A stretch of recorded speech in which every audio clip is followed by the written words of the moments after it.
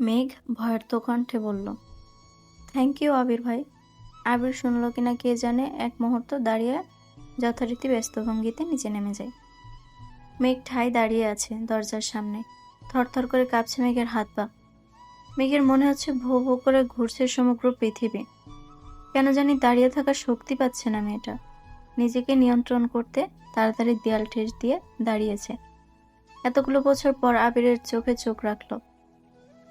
ভেতরটা ভয়ে আটকে উঠছে বারবার। অন্তরাত্মা শুকিয়ে যাচ্ছে মেঘ। সোফায় বসে আছেন দুই ভাই।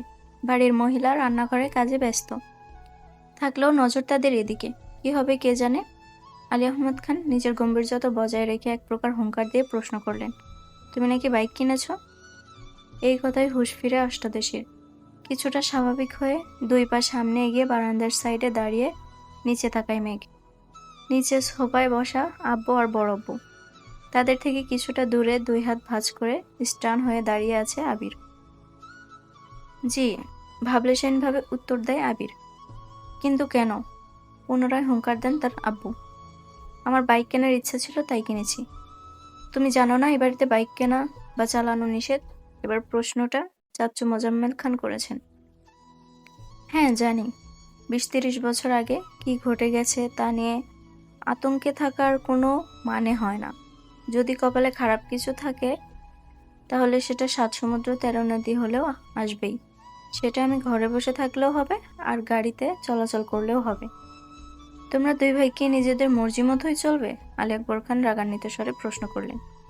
বাইক কেনা যদি নিজের ইচ্ছা মতো চলা হয় তাহলে আমি দুঃখিত আব্বু।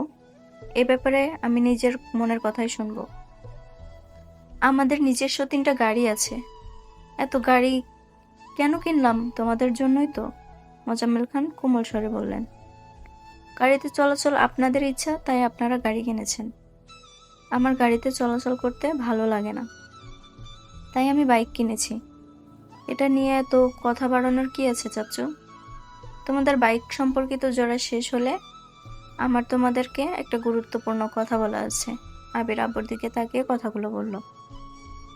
এতক্ষণ বাড়ির মহিলারা রান্নাঘরে থাকলেও এবার আর থাকতে পারলেন না।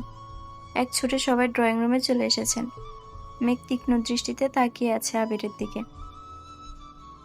এই বাড়িতে এত বছর কাউকে গলা উঁচু করে মুখের উপর কথা বলতে শোনেনি সে। তানভীর ভাইয়া যতই মেজাজ দেখিয়েছে সব মেঘের উপর।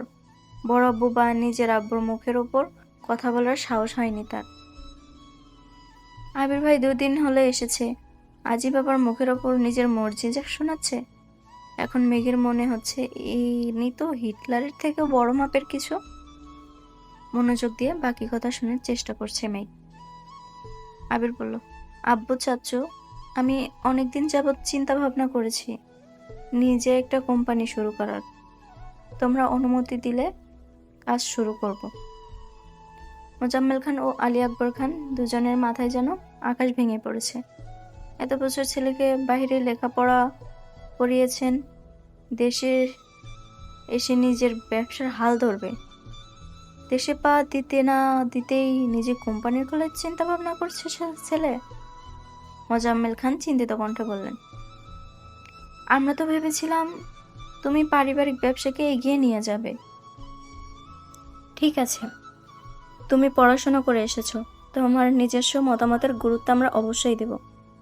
তোমার নতুন কোম্পানি নিয়ে আমাদের কোনো আপত্তি নেই, তবে আমার একটা শর্ত আছে। তুমি আমাদের কোম্পানির সিইও হবে। আগামীকাল শুক্রবার, অফিস বন্ধ।